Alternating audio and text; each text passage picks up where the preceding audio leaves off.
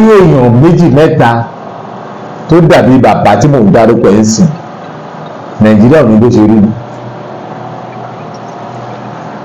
Prophet Tibetan can never be a coward.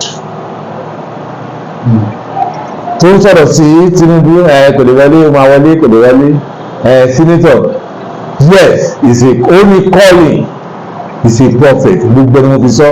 Alàgbà ìjọ aláṣọ funfun kan lẹ́ ń gbọ́ tí wọ́n fohùn ránṣẹ́ sí gbogbo ìjọ Celestial pátápátá lórí ọ̀rọ̀ wòlíì Marcus Tibetan. Apostle Samuel Ọlájídé Yusuf ni wọ́n sọ àwọn ọ̀rọ̀ kan nípa wòlíì Tibetan, pàápàá nípa àwọn ìran tí wọ́n máa ń sọ lóòrèkóòrè. Wọ́n wá sọ àwọn ọ̀rọ̀ kan lórí ìran kan tí wòlíì Tibetan sọ nípa President Bọ́lá Tinubu nígbà tí wọ́n fẹ́ ṣe election. Tẹ́ ẹ bá rántí dáadáa, rántí wípé wòlíì Tibetan sọ wípé President Tinubu máa wọlé. Ìgbà kan wọ́n tún sọ wípé President Tinubu ò ní wọlé. Èyí tó kọ́kọ́ sọ ní pé President Tinubu ò ní wọlé. Nígbà tó yá, alàgbà Tibetan tún padà wá, wọ́n ní President Tinubu máa wọlé.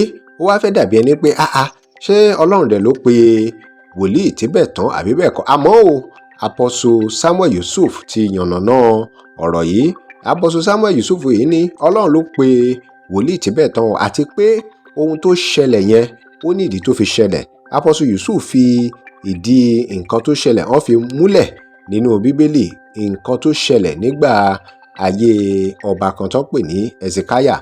Ẹ gbọ́ gbogbo ẹ̀ nínú fọ́nrán tí màá mú wá fún yín.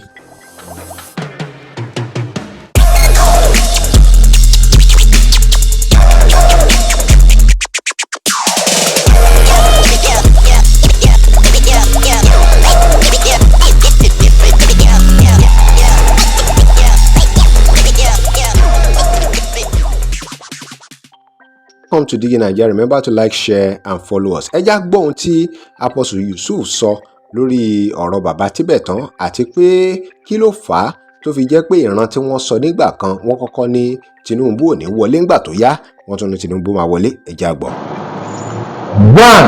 Báwo ló ṣe máa mọ ẹni tí Ọlọ́run pè? Báwo ló ṣe máa mọ wòlíì? Báwo ló ṣe máa mọ àáfàá tòótọ́? Báwo ló ṣe máa mọ babaláwo tòótọ́? Ìdí nìyẹn tí mo ṣe ní màá sọ àwọn ọ̀rọ̀ kan lónìí. Báwo ló ṣe máa mọ ààrẹ orílẹ̀-èdè tòótọ́? Ni mo fẹ́ tú àṣírí Prophet Tibetan. Tó bá ń gbọ́ mi, màá tú àṣírí ẹ̀ lónìí. Kó má bẹ̀ mí.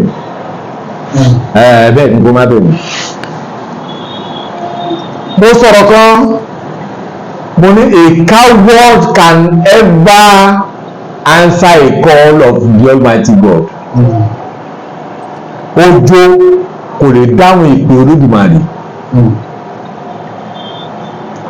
Prophet Tibetan, may God bless you. May God bless you. May God bless you.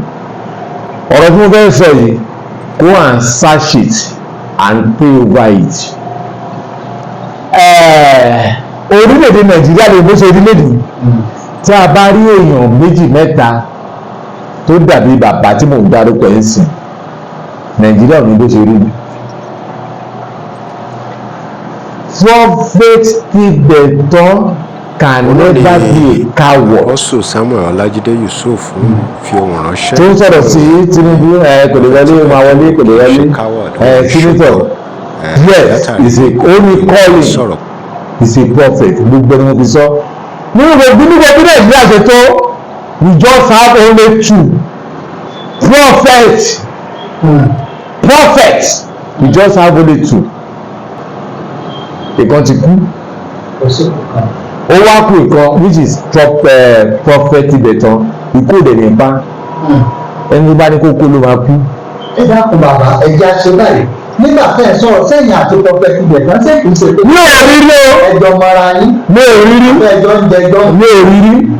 Mi ò dẹ̀ mọ̀. Kí wọ́n làwọn nǹkan tẹ́ ẹ ti. Ohun tí mo rí ni wípé àbẹ́ ẹ ti ṣèwádìí. rárá ó sọ̀rọ̀ kan nípa election pé Tinubu ò lè wọlé. Nígbà tó nígbà yẹn later ó tún wá sọ̀rọ̀ kan pé ó máa wọlé. Inú bí mi ó dùn mí gan, mo wá gbàdúrà. Olúwa sọ pé òun tó ń sọ fún ọba Ẹtíkáyà pé ó máa kú lọ́la, òun náà sọ pé òun tó fi ọdún 15 kan ọdún ẹ̀ bí ọ̀rọ̀ Tinubu ṣe rí nìyẹn. Òun ni wòlíì Tibetan. Olúwa ló pè é. Gbọ́ prophet Tibetan, èmi máa tú àṣírí ẹ, Ọlọ́run ló pè ẹ́.